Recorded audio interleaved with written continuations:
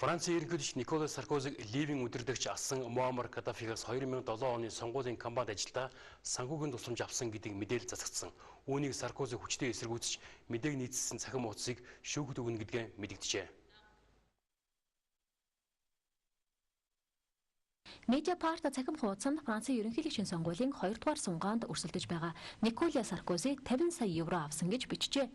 Тус цахим хуудсанд Ливийн тагнуулын албаны дарга асан Муса Кусагийн гарын үсэгтэй баримтыг тавьжээ. Энд бичснээр Саркозид 50 сая хүртэл еврогийн тусламж үзүүлэх талаар санал болгосон байна. Харин Николя Саркози болон Муса Куса нарын аль нь энэ баримт хуурамч болохыг мэдэгджээ.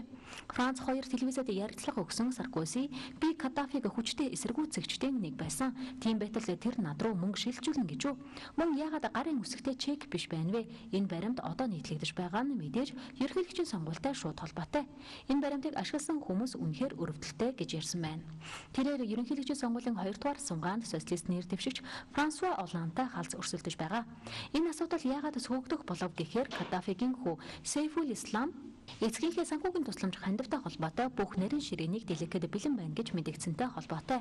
Харин Mediapart цахим хуудсанд анх удаа баримт нийтлэгдсэн нь энэ юм. Энэ баримтын нэмэлт хэсэгт нэр нь орсон Ливийн Африкийн хөрөнгө оруулалтын сангийн тэргүүн Бэшир Саалих мөн өмгөөлөгчдөөрөө дамжуулан Саркозид 50 сая евро шилжүүлсэн гэдэг нь ямар ч үндэслэлгүй гэж мэдэгджээ. Харин Mediapart цахим хуудсны эзэн Саркозигийн шүүхэд өгнө гэдэг мэдэгдлийн дараа ингэснээр хэвлэл мэдээллийн эрхчлөлөнд халдсан хэрэг болно гэж тайлбар өгчээ. Саркозигийн хүчтэй өрсөлдөгч Франсуа Олланд энэ асуудлыг шүүх шийдэх ёстой. Хэрвээ үнэхээр хуурамч бичиг баримт нийтэлсэн бол цахим хуудас шийдэл хүлээх нь зүй. Харин хуурамч биш бол энэ талаар нэмэлт тайлбар шаардлагатай гэсэн байна.